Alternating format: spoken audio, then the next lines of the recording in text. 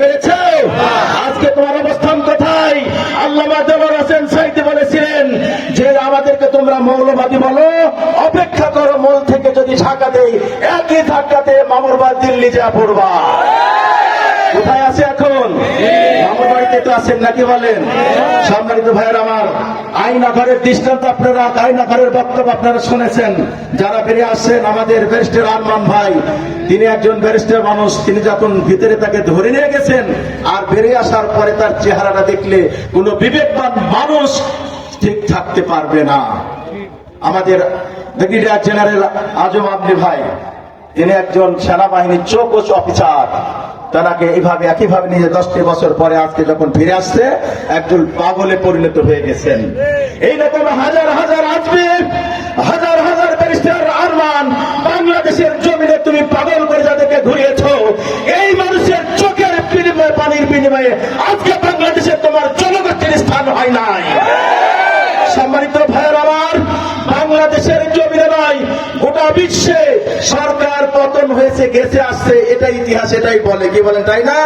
কিন্তু সরকার পতন হওয়ার পরে তার দল বল নিয়ে একেবারে ইঁদুরের গর্ত পায় নাই, পলাইছে, এমন কোন ইতিহাস কোথাও খুঁজে পাওয়া যায় নাই।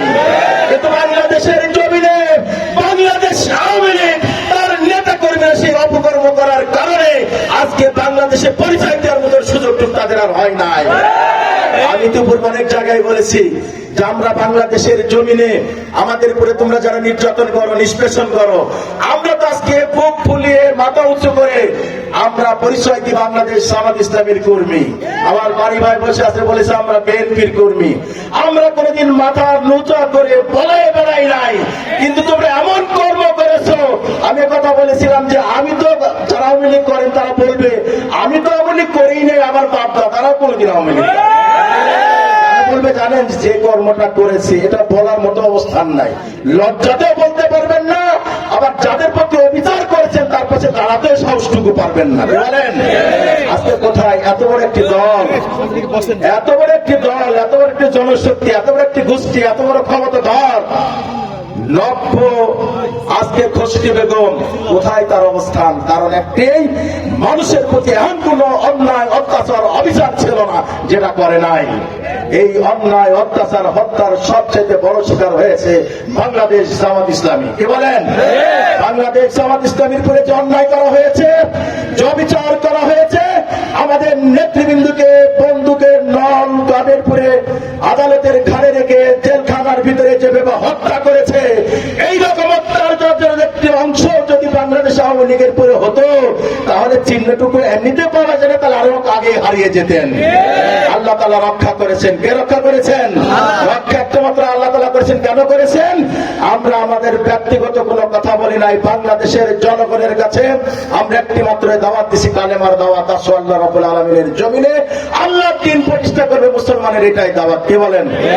দায়িত্ব আল্লাহ তাআলা নিয়েছেন। সম্মানিত ভাইয়ের আমার, সম্মানিত আওয়ামী লীগ ভাইদেরকে বলতে চাই, সম্মানিত নেতৃবৃন্দ যারা ইউনিয়ন, উপজেলা, ওয়ার্ডে যারা আপনারা বসবাস করেন, বাংলাদেশের জমিনে এমন কোন অন্যায় নাই যে অন্যায়টা আপনারা করেন নাই আপনার নেতা নেত্রীকে খুশি করার জন্য। কি বলেন? তাই করেন নাই? কাকে মারেছে, কার ধরেছে, কার চাকরি নিছে, কার জমি নিছে, কার বাড়ি নিছে, হাজার হাজার। এই কয়েকদিনে গত 5 আগস্ট থেকে এখন এগুলো বলছো ভাই তোমার জমিটা তুমি নিয়ে নাও, তোমার এটা দখল করছিলাম একটু ভাই নিয়ে নাও, তোমার পুকুর তুমি নাও ভাই, ছেড়ে দিচ্ছেন এমনি। এমন কোন অন্যায় যেটা বাদ রাখেননি আপনার নেত্রীকে খুশি করার জন্য। সম্মানিত আওয়ামী লীগ ভাইদের উদ্দেশ্যে বলতে চাই, যে সকল নেতা নেত্রীর জন্য আপনি অন্যায় করেছেন, বাংলাদেশের ৬৪,০০০ গ্রামের মানুষের প্রতি অবিচার করেছেন, আজকে একটি বিপদ মুহূর্তে আপনার নেতা নেত্রী কোথায়?